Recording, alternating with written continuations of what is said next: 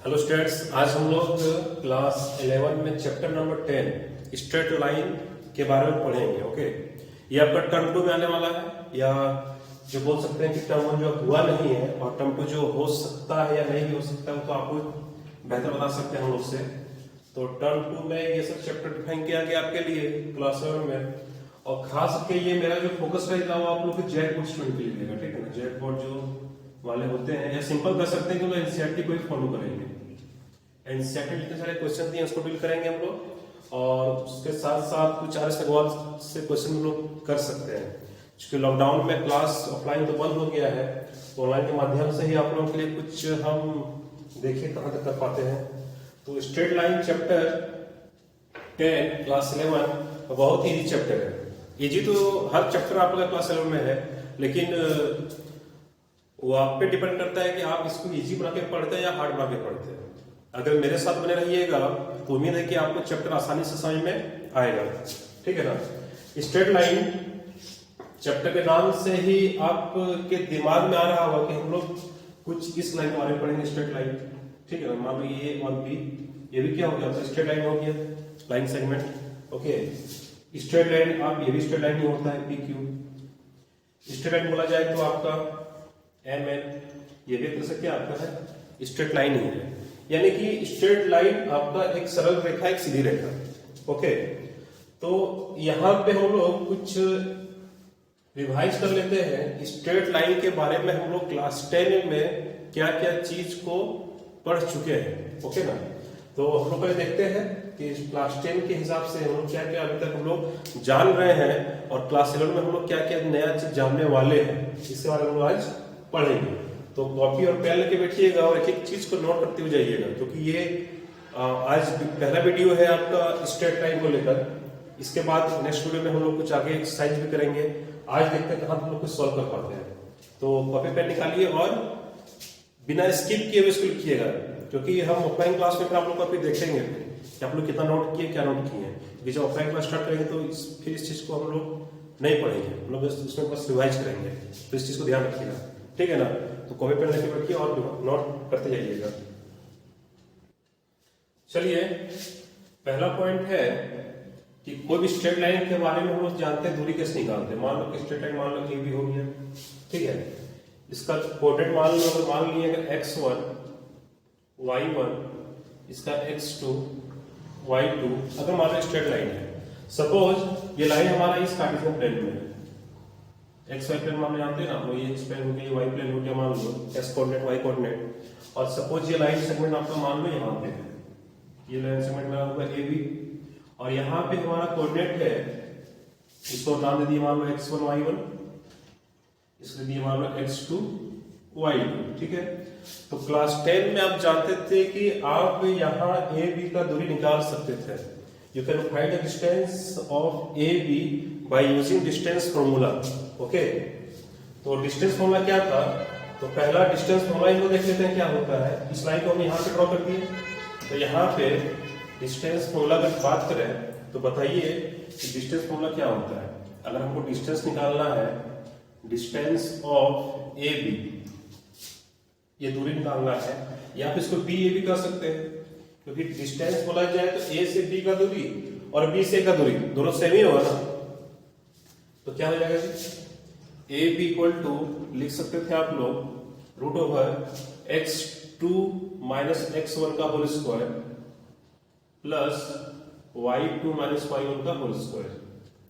ये हमारा फॉर्मूला था क्लास 10 से, डिस्टेंस फॉर्मूला। ठीक है ना, आप चाहे तो यहां पे ये भी लिख सकते हैं x1 माइनस x2 का whole square plus y1 minus y2 का होल स्क्वायर। हमारे किताब में कुछ ऐसा ही लिखा जाता है, लेकिन हम उसकी जगह पर इसको भी लिख सकते हैं। क्यों? क्योंकि आपको पता है कि सर यहाँ पे स्क्वायर दिया हुआ है।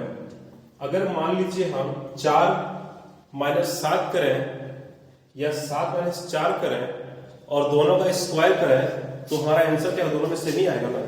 फॉर एग्जाम्पल, मान लीजिए आपको बोला गया कि 7 माइनस 4 का स्क्वायर कितना होगा और 4 माइनस 7 का स्क्वायर कितना होगा। इसको मान लो x1 हो गया, ये मान लो x2 हो गया, तो यहाँ पे x2 ये हो जाएगा ये x1 हो जाएगा। तो x2 माइनस x1 का होल स्क्वायर जो होगा और x1 माइनस x2 का जो होल स्क्वायर होगा, दोनों का मतलब क्या होगा? दोनों का मतलब सेम ही होगा ना। करके देख लो ना जी। 7 में 4 गया 3, 3 का स्क्वायर कितना होता है? 9 होता है। ये 9 आ गया। 4 के साथ कितना होगा? -3। -3 का स्क्वायर करेंगे तो कितना हो जाएगा? यहाँ पे 9 हो जाएगा। दोनों में 9 9 आ रहा है। मतलब क्या है? मतलब यहाँ पे सर आप x2 माइनस x1 का होल स्क्वायर और y2 माइनस का होल स्क्वायर की जगह पर आप x1 माइनस x2 का होल स्क्वायर पलटा के मतलब लिख सकते हैं। ओमन प्रकार में इस चीज को पढ़ते हैं। आप यहाँ पे ये भी कर सकते हैं, कोई दिक्कत नहीं है, आपको कोई नहीं रोकेगा। ओके, रोकेगा तो बताइएगा हमको, ठीक है। ये हो गया डिस्टेंस फॉर्मूला हो गया जो पढ़े हम लोग क्लास 10 में, हम रिवाइज कर रहे हैं। दूसरा हम लोग कर सकते हैं, आपके बुक में दिया हुआ देख सकते हैं आप लोग, आपके एनसीईआरटी में ही दिया हुआ है, पेज नंबर 204 को देखिएगा, 204 को 204 देखिएगा। दूसरा दिया हुआ है the coordinates of point having line segment joining the point x1 y1, ठीक है ना। हम आपको बस थोड़ा रिमाइंड करवा दे रहे हैं। एक हमारा क्या फॉर्मूला था कि मान लीजिए यही स्ट्रेट लाइन मान लो है, ये स्ट्रेट लाइन मान लो है और कोई एक लाइन मान लो यहाँ पे काट रहा है, इसको इंटरसेक्ट कर रहा है, मान लो लाइन इंटरसेक्ट कर रहा है यहाँ पे, ये लाइन क्या किया, इसको यहाँ पे इस पॉइंट पे इंटरसेक्ट किया। और रेशियो क्या बोला गया है? रेशियो बोला गया m/n का, m/n का बांटा गया, अनुपात बांटा गया। यहाँ पे आपका 3:5, 2:4, 10:6 कुछ भी हो सकता है, ठीक है। तो आपको बोला गया कि आप इसका मान कैसे निकालिएगा, ये कोऑर्डिनेट जो हमें मिल रहा है आपको x y नाम दे दिए हैं, तो ये कोऑर्डिनेट कैसे मिलेगा? ये भी क्लास 10 में सीखे थे हम लोग।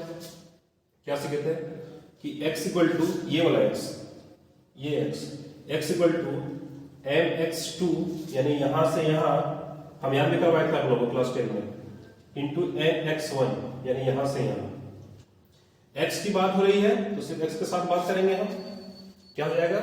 mx2 plus nx1, mx2 plus nx1, ये 1 यहां पर, बाय m प्लस n, जो रेशियो बांटा गया उस चीज का ये था।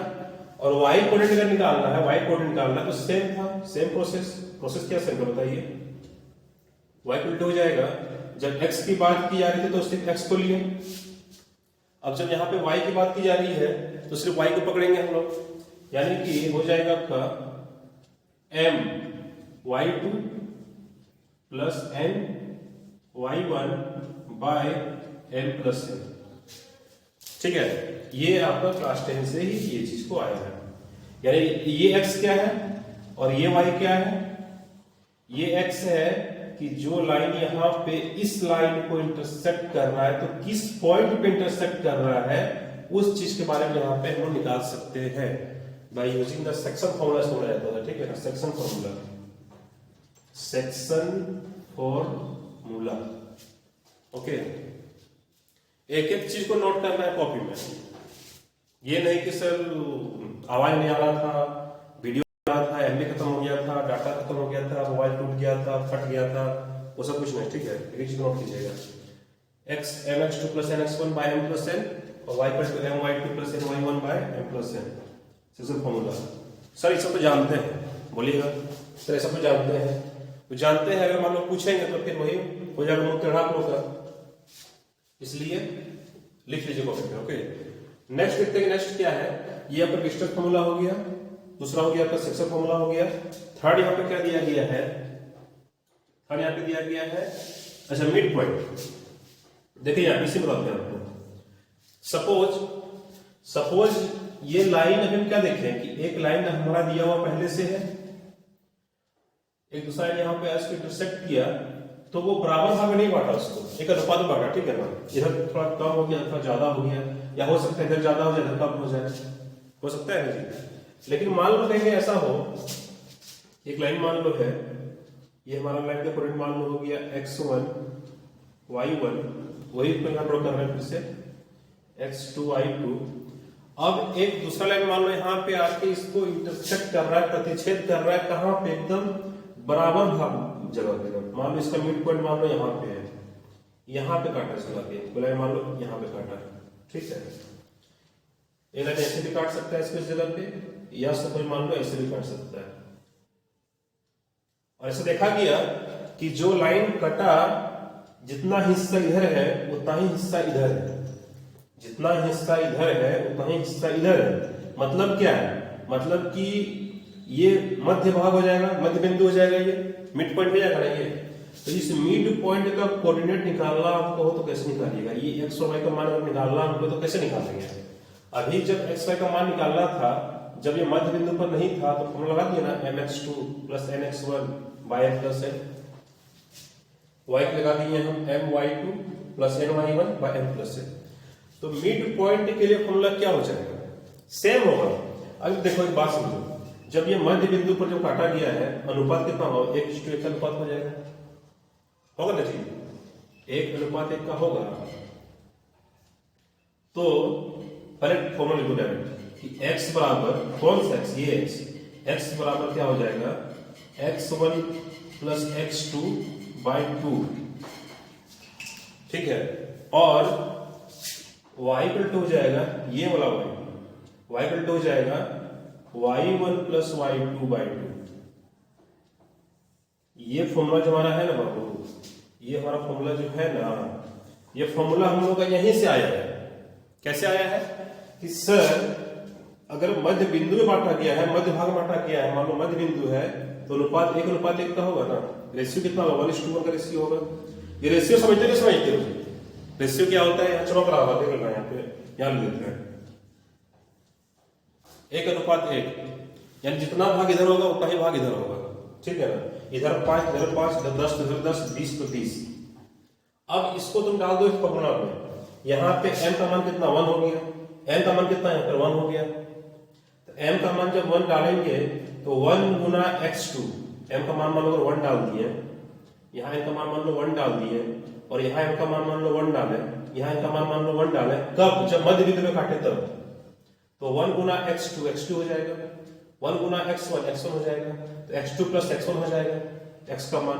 तो x2 प्लस x1 को यहाँ लिख दिया मैं, x1 प्लस x2, कोई दिक्कत नहीं। यहाँ पे 1 प्लस 1 हो जाएगा यानी 2 हो जाएगा, 1 प्लस 1 कितना होता है 2 होता है। तो ये क्लास 10 का ही फॉर्मूला आप लोग का है, बस यहाँ पे रिवाइज करवा रहे हैं हम, क्योंकि हमको पूरा आप लोग पे भरोसा है कि आप लोग कितना पढ़े होंगे पिछले साल, और एग्जाम भी जो पिछले साल जो हुआ था इस पर हम लोग बहुत मेहनत से लगन से जो एग्जाम देके जो लोग पास किए थे वो भी मुझे जानकारी है बढ़िया से, इसलिए हम रिवाइज करवा दे रहे हैं आप लोग को फिर से एक बार। नहीं थैंक यू बोले जरूरत नहीं आप लोग है, टेंशन मत लीजिए, हम रिवाइज करवा दे रहे हैं, ठीक है। अगला पॉइंट देखते हैं क्या दिया हुआ है। तो आपका ये हो गया डिस्टेंस फॉर्मूला, सेक्शन फॉर्मूला, और ये हो गया मिड पॉइंट फॉर्मूला। जब हमारा दूसरा लाइन किसी लाइन को मिड पॉइंट पे आके काटे तब ये फॉर्मूला लगाएंगे, 1 2 3, ठीक है। अगला दिया हुआ यहाँ पे एरिया ऑफ ट्रायंगल, ठीक है। चलिए इसको भी देखते हैं, इसको नोट कीजिए पहले आप लोग, नोट करने के बाद क्या कीजिएगा, अगला जो आगे लिखा है उसे नोट करना है, ओके। तो तुम इसको रब करते हैं, नोट कर लें, 1 मिनट रुको। चलिए अब देखिए यहाँ पर ये आपका हो गया एक्स कोऑर्डिनेट, ये हो गया आपका वाई एक्सिस, एक्स एक्सिस। मान लो क्या कि 3 पॉइंट को लेकर हम 3 नॉन कोलिनियर पॉइंट है। नॉन कोलिनियर क्या होता है, जो एक रेखा पे क्या, एक रेखा पे नहीं हो, उसे कहते हैं नॉन कोलिनियर पॉइंट, ओके। अब इन तीनों को मान लो मिलाएंगे हम, तो ये बनेगा मेरा एक ट्रायंगल, मिल गया ना।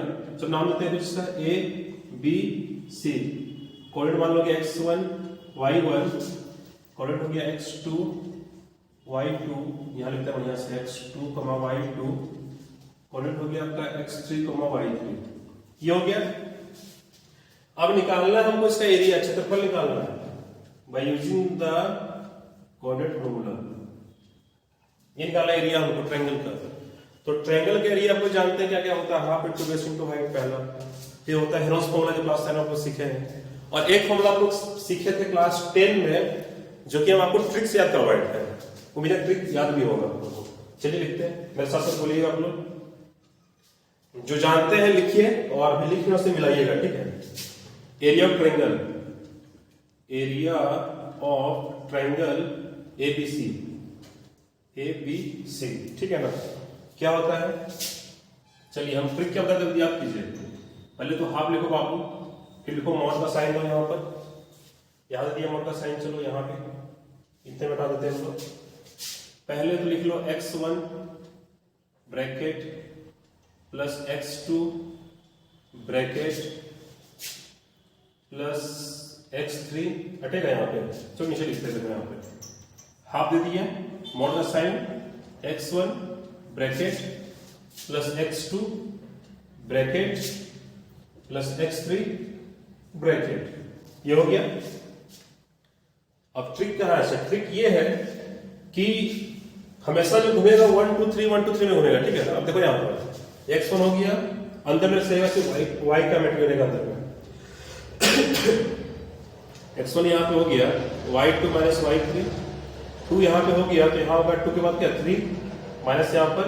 अब 2 3 हो गया तो क्या होगा, 4 तो होता नहीं है अपोनेंट में, x1 x2 x3 तक ही है ना, तो 2 3 फिर यहाँ शुरू होगा 1 के साथ, और 3 जब हो गया तो अंदर तो y का चीज रहेगा, तो 4 तो होगा नहीं, 4 होगा नहीं तो क्या होगा, फिर से शुरू करो y1 माइनस y2।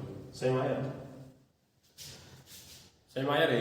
नहीं आया सही आया। देखो यहाँ फिर से देखो, ये हाफ हुआ, मॉड का साइन दिए, x1 दिए ब्रैकेट दिए, x2 दिए ब्रैकेट दिए, x3 दिए ब्रैकेट दिए, मॉड का साइन दिए, ठीक है। यहां डाल दो y माइनस वाई, खाली y minus y minus y, याद रख, ठीक। अब देखिए x1 यहां पर है, 1 के बाद क्या होता है, 1 के बाद 2 2 2 के बाद 3 3 1 2 3 हो गया। चलो यहाँ 2 आ गया, 2 के बाद 3 3 के बाद 4, लेकिन 4 यहाँ पर लिखेंगे क्या, नहीं लिखेंगे 4 यहाँ पर, क्योंकि 4 तो यहाँ पे कोने तीन कोना तो 4 नहीं होगा रे, 3 तक होगा ना, तो यहाँ पे कितना होगा 2 3, फिर रिवाइज छूटा गया, क्या छूट गया 1 छूट गया है, 1 लिख दिया यहाँ पर, यहाँ 3 हो गया यहाँ पे, 3 के बाद 4 यहाँ पर है क्या, फिर वही बात 4 नहीं है, 4 नहीं है तो फिर शुरू कहां से, फिर शुरू करेंगे, शुरू से शुरू किया, यहाँ पर 1 था, 1 हो गया, और 1 के बाद क्या 2 2, और फिर मिलाना नहीं मतलब में एक नंबर रिपीट नहीं किया हो, कोई भी नंबर, ठीक है। ऐसे 1 आ गया, 2 आ गया, 3 आ गया, 2 आ गया, 3 आ गया, 1 आ गया, रिपीट करने हुआ है, 3 भी आ गया, 1 भी आ गया, 2 भी आ गया, काम खत्म हो गया, फॉर्मूला तैयार है, चकाचक यहाँ पर। और आपको पता है कि मॉड के अंदर मान लो कैलकुलेटर के बाद मॉड के अंदर कोई साइन मान लो नेगेटिव में आया तो ऑटोमेटिक क्या कर देंगे, उसको हम लोग पॉजिटिव कर देंगे, ठीक है। इसको यहाँ पे नोट कर लीजिएगा। जैसे मान लो कहने में मतलब ये हुआ कि मान लो हाफ की है और इस कैलकुलेशन करने के बाद मान लो आपका आ गया -20, कुछ इस तरह से ऑटोमेटिक क्या हो जाएगा, हाफ गुना बाहर निकलेगा, इसका 20 निकलेगा, तो इस जगह 10 स्क्वायर यूनिट जो भी वहां पे दिया होगा उसमें कर दीजिएगा। ऐसा नहीं कि सर 2 से कटेगा 10 में यहाँ तो -10 कर दीजिएगा, क्योंकि ये तो नेगेटिव तो होता नहीं है, तो माइनस तो होगा नहीं, तो पॉजिटिव हम लोग यहाँ पर ले लेंगे। तो आपका ये बुक में ये रिवाइज था पहला जो हम करवा दिए हैं, चार्ट पर चारों आपको याद होगा। चलिए तो कुछ हम लोग नया सीखते हैं इसी वीडियो में, ओके। इसमें कुछ क्वेश्चन अगर है समझ में, अगर कुछ नहीं आया हो स्ट्रेट लाइन के बारे में, उसका distance formula, section formula, mid point formula, या फिर एरिया ऑफ ट्रायंगल एबीसी, तो बिना शर्म के, ठीक है ना, बेझिझक पूछ सकते हो कि सर हाँ ये विषय में नहीं आया, थोड़ा इसको फिर से बता दीजिए, क्योंकि हमको पता चल रहा है कि किसको सही में आया होगा, किसको सही में नहीं आया होगा, वो हमको मालूम है, फिर भी आप खुद से पूछ सकते हैं, ठीक है ना। कमेंट कर दीजिएगा, व्हाट्सएप मैसेज कर दीजिएगा सही में आया कि नहीं आया, ओके। तो पढ़ते हैं, अगला जो टॉपिक यहाँ पे दिया हुआ है जो क्लास 7 से जहाँ पे हम लोग स्टार्ट करेंगे उस चीज को हम लोग यहाँ पे पढ़ रहे हैं। वीडियो को यहाँ से ध्यान से सुनिएगा और देखिएगा। चलिए टॉपिक लिखा हुआ यहाँ पे slope of a line, slope, what is slope. So don't lose your hope because we are going to read और स्टडी स्लोप, ठीक है ना। स्लोप क्या होता है, तो एक सीधा सा आइडिया देखो मन में आता है, स्लोप सुनते ही तो स्लोप का मतलब ढलान जानते हैं, ढलान है जी कितना स्लोप है, बोलते नहीं हो तो इतना स्लोप इतना ढलान है यहाँ पर ढलान जो जान रहे हैं इसलिए मतलब ढलान ही होता है, टेंशन मत लीजिए। स्लोप इसके पहले कहाँ सुने आपने बताइए, ये स्लोप वर्ड कहाँ पे सुने हैं पढ़ने के दौरान? फिजिक्स में सुने हैं ना, फिजिक्स में स्लोप याद आया आपको? कुछ याद आ रहा है कि सर ऐसे जो गाड़ी आती है सर ऐसे, फिर उसको इंस्टेंटेनियस वेलोसिटी जो निकालते थे ऐसे करके, क्योंकि बच्चा बताता है क्लास में ऐसे ऐसे जाते थे। देखते हैं क्या होता है यहाँ पे स्लोप। देखिए मैथमेटिक्स में अगर आपको निकालने बोला जाए कि स्लोप क्या होता है, स्लोप कितना स्लोप है ये निकालो, तो सिंपल समझो यहाँ पे क्या है कि कोई भी एक्सिस में ये कार्टेशियन प्लेन जो हमारा होगा इसको कार्टेशियन प्लेन कहते हैं, ठीक है। ये हमारा हो गया एक्स एक्सिस, ये हो गया वाई एक्सिस। तो कोई भी लाइन हमारे लाइन यहाँ पे हम ड्रॉ किए से, यहाँ पे से ड्रॉ किए, तो ये लाइन कितना एंगल बना रहा है किससे, एक्स एक्सिस से, इन एंटी क्लॉकवाइज डायरेक्शन, ठीक है। यहाँ पे पॉजिटिव बोलो इस तरह से, एंटी क्लॉक ऐसा ही होगा ना। कोई भी लाइन एक्स एक्सिस से एंटी क्लॉकवाइज में कितना एंगल बना रहा है वही उसका स्लोप हो जाएगा।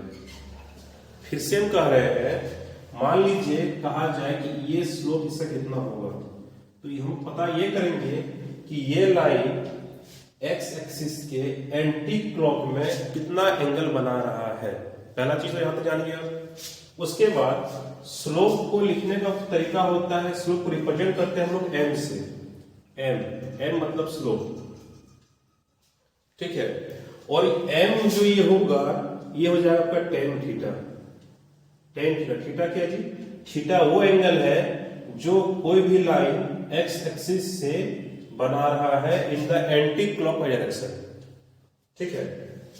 जैसे यहां पे आपके एनसीईआरटी में साफ साफ लिखा हुआ है, हम पढ़ दे रहे हैं एक बार। If theta is the inclination of a line L, मान लो लाइन एल हो गया आपका, इंक्लिनेशन का झुकाव, ठीक है। अगर मान लो थीटा जो है ये झुका हुआ है, मतलब ये लाइन झुका हुआ है ना, ये एक्स एक्सिस पर ये लाइन मान लो कितना झुका हुआ है, then tan theta is called the slope और gradient of the line L. इसको ग्रेडियंट भी कहते हैं, ग्रेडियंट, ठीक है ना। और स्लोप को दिखाएंगे हम लोग एम से। हम लोग बार बार स्लोप नहीं लिखेंगे, हम लोग बार बार स्लोप नहीं लिखेंगे, हम लोग क्या लिखेंगे उसकी जगह पर एम लिखेंगे, एम। अब क्यों लिखेंगे तो मेरा मन, इसलिए हम क्या बोल रहे हैं एम लिखेंगे, ठीक है। आपको भी एम लिखना होगा, आप यहाँ पे एम मत लिखिएगा, हाँ बता देना पहले। तो ये पहला बात हो गया कि स्लोप किसे कहेंगे सर? स्लोप कहेंगे कि कोई भी लाइन कितना झुका हुआ है एक्स एक्सिस पर, जितना झुका हुआ है, जितना एंगल से झुका हुआ है उसका टेन थीटा का मान निकाल दो, वही उसका स्लोप हो जाता है, ठीक है। फिर से अगेन आई एम रिपीटिंग, कोई भी लाइन किसी एक्स एक्सिस पर कितना झुका हुआ है, जितना झुका हुआ है तो जो एंगल बन रहा है उस एंगल का टेन थीटा का मान निकाल दो, या टेन का मान निकाल दो उस पर। मान लो ये 45 डिग्री होगा, मान लो ये 60 डिग्री होगा, मान लो 30 डिग्री होगा, या कुछ भी होगा मान लो, तो उस पर आप निकाल दो तो वो उसका स्लोप हो जाएगा, सिंपल, ठीक है। ये सब बहुत मान लो एग्जाम्पल यहाँ पे दिए कि कार्टेशियन प्लेन हो गया मान लो, ठीक है। लाइन मान लो हो गया, ये मान लो हो गया 45 डिग्री। पूछा find the slope of the line L, तो अब सबसे पहले क्या देखना है कितना एंगल बना रहा है जी, किससे? एक्स एक्सिस से, ये नहीं कि वाई एक्सिस से देखना है, ओनली एक्स एक्सिस, ठीक है।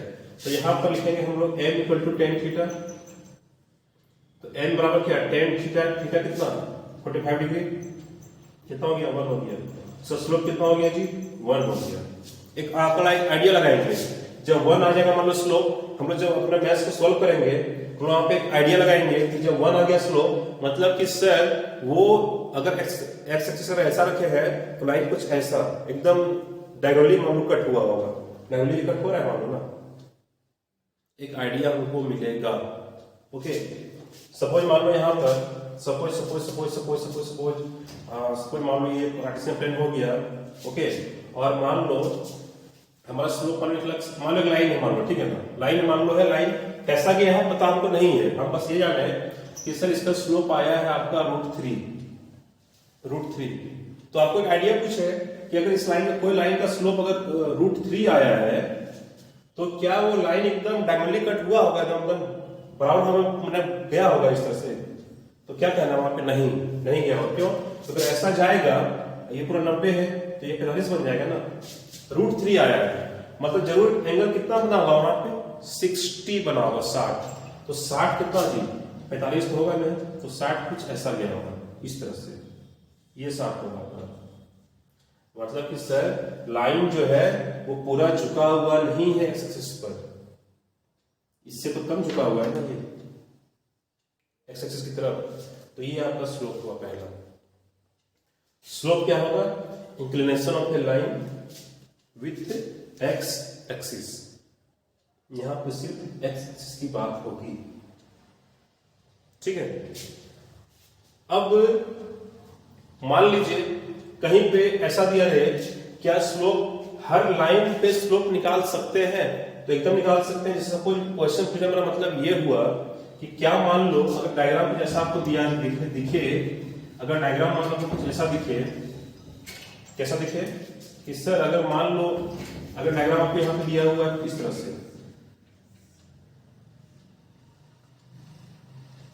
बोलेंगे स्लोप कितना हुआ इसका? बोलेगा हाँ सर जो थीटा जितना भी होगा वो 10 निकाल दीजिए, ऊपर स्लोप हो जाएगा। बिल्कुल सही बात है। लेकिन मान लो बाबू कि अगले ही डायरेक्शन में, मान लो अगले ही डायग्राम में मान लो लाइन कुछ ऐसा दिया हुआ, यहीं तक दिया हुआ, ध्यान दीजिए यहीं तक दिया हुआ है, तब इसका स्लोप निकाला जा सकता है। तो इसका जवाब होगा इसका स्लोप 110% निकाला जा सकता है। कैसे? सर यहां एंगल तो बना नहीं रहा है, कैसे निकालेंगे? अरे बाबू नहीं बना रहा है तो इस एक्स एक्सिस को उठा के यहां तो कर सकते हैं ना हम। अगर ये आपका एक्स एक्सिस हुआ तो ये भी क्या हुआ? आपका एक्स एक्सिस हुआ ना। ये भी क्या हुआ? आपका एक्स एक्सिस ही हुआ ना जी। तो ये जो आपका हुआ ये कितना बना? ये जो एंगल बन रहा है बाबू, ये एंगल जो बन रहा है ना, ये एंगल क्या हो जाएगा? आपका स्लोप निकालने के काम आएगा। आपका ये थीटा जो होगा आपको स्लोप निकालने के काम आएगा। कहीं से भी कर सकते हो। अच्छा दूसरा चीज समझो यहां पे, दूसरा समझो यहां पे ऐसा क्यों बोले, ऐसा हम क्यों बोले? क्योंकि अगर मान लीजिए आपको पूछा जाए, अभी आपको जस्ट पूछा मान लो क्वेश्चन कि बताइए ये लाइन मान लो हुआ, ये लाइन मान लो यहाँ पर हुआ, एक और इन डाल देते हैं यहाँ पे हम। अच्छा रुकिए, देखो यहाँ पे ये लाइन मान लो हुआ, ये 45 डिग्री मान लो यहाँ बना रहा है। स्लोप कितना होगा लाइन का जी? बोलिएगा सर 1 होगा। क्यों? क्योंकि m बराबर 10 थीटा, तो m बराबर 10 45, तो 10 मतलब कितना होता है? 1 होता है, तो 1 हो जाएगा स्लोप इसका, ठीक है। अब जब यहाँ 45 होगा तो यहाँ कितना होगा? ये कितना एंगल होगा? ये कितना होगा? 50 होगा। हमारा 2 जवाब 50 होगा, 45 होगा। ये कितना होगा? ये एंगल यहाँ कितना होगा एंगल? इसको तो और बढ़ा दो, इसको बढ़ाते जाओ, यहाँ पर ले जाओ, तो छत्ता तोड़ के ले जाओ अंदर बाहर एकदम, कोई दिक्कत नहीं है। इसको बढ़ाते जाओ, इससे यहाँ क्या 45 होगा ना? कितना होगा यहाँ पे? 45 भी होगा ना। तो जब यहाँ 45, यहाँ 45, यहाँ 45, यहाँ 45, तो सब जगह लाइन का क्या स्लोप एक ही आ रहा है ना, 1 1 1 1। इसलिए क्या बोले कि अगर मान लो यहाँ पे मिला हुआ नहीं है, यहाँ मिला हुआ नहीं है, तो स्लोप निकाला जा सकता है इसका। तो एकदम निकाल सकता है। क्या करेंगे कि एक्स एक्सिस को क्या करेंगे हम ऊपर की ओर शिफ्ट करके यहाँ पे हम ड्रॉ कर लेंगे, और जो एंगल निकल रहा है उस एंगल का मान हम लोग निकाल लेंगे। समझ में आया स्लोप क्या होता है? कि कोई भी लाइन कितना झुका हुआ है, किस पर? एक्स एक्सिस पर। एक अमूमन हम लोग दिमाग में लेके चलेंगे, और जितना भी क्वेश्चन सॉल्व करेंगे एनसीईआरटी का हम लोग, उसमें हम लोग सब में डायग्राम बनाएंगे, सब में फील करेंगे, ठीक है ना, कि हम क्या निकाल रहे हैं। हम सब में फील करेंगे कि क्या हम निकाल, ये नहीं कि आ गया स्लोप बराबर 1 आंसर आ गया, ऐसा नहीं। हम एक चित्र बनाएंगे कि हाँ ये लाइन कितना झुका हुआ होगा। जिससे अगर स्लोप 1 आ रहा है तो आइडिया बना रहे हैं कि हाँ ये लाइन सर डायगोनली एकदम पूरा इंटरसेक्ट किया होगा, ये झुका हुआ होगा एक्स एक्सिस पर। ये पता करना हम लोग को है। तो नेक्स्ट बात है हम नेक्स्ट वीडियो में करेंगे। आप लोग कमेंट में बताइएगा हमको कि स्लोप समझ में आपको आया या नहीं आया, कमेंट कीजिएगा नाम के साथ, ठीक है ना। तो चलिए तो हम आगे वीडियो में स्लोप से आगे जाके बात करेंगे कि क्या सिर्फ एंगल से ही हम लोग स्लोप निकाल सकते हैं। अगर मान लो बाई चांस किसी डायग्राम में सब कुछ दिया हुआ हो, लाइन दिया हुआ, कोऑर्डिनेट दिया हुआ हो, लेकिन एंगल यहाँ पे नहीं दिया हुआ हो, तब जाके हम लोग स्लोप कैसे निकालेंगे। What are the other methods to find slope, ठीक है ना। तो स्लोप कैसे निकालेंगे ये भी हम लोग पढ़ेंगे अगले वीडियो में या अगले क्लास में, ओके। तब तक आप ये बताइए हमको कि क्या आपको आज का लेक्चर समझ में आया, या फिर ऐसा ही वीडियो हम बना के डालते रहे, या फिर क्या करें कि गूगल मीट पे ही क्लास में आप लोग का, जैसा आप लोग बोलिएगा हम सब में राजी है। सर ऑफलाइन चालू कीजिए, सर ऑफलाइन चालू कीजिए ना, ऑफलाइन चालू करेंगे बाबू बहुत ही जल्द, पेशेंस रखो। हमको पता है कि आप लोग घर में गप नहीं कर पा रहे हैं, चौथ से चौथ नहीं पा रहे हैं, तो मालूम है, ठीक है ना। यहाँ आइएगा, खाली हल्ला कीजिएगा ऐसे करके। देखिए 30 मिनट का वीडियो बना हुआ है, लेकिन काफी बहुत बढ़िया से बहुत सारा टॉपिक कवर हुआ। यही ऑनलाइन ऑफलाइन क्लास होता तो इसी चीज को, इतना सारा चीज को हम लगभग 3 क्लास उठाते हैं हम लोगों को। इसलिए पढ़ना आपको है, पढ़ना हमको है। चुपचाप पढ़िए, चुपचाप देखिए, वीडियो को लाइक सब्सक्राइब शेयर सब कीजिए। तब तक के लिए पहले लिखिए इसको, ठीक है, रिवाइज कर लीजिएगा।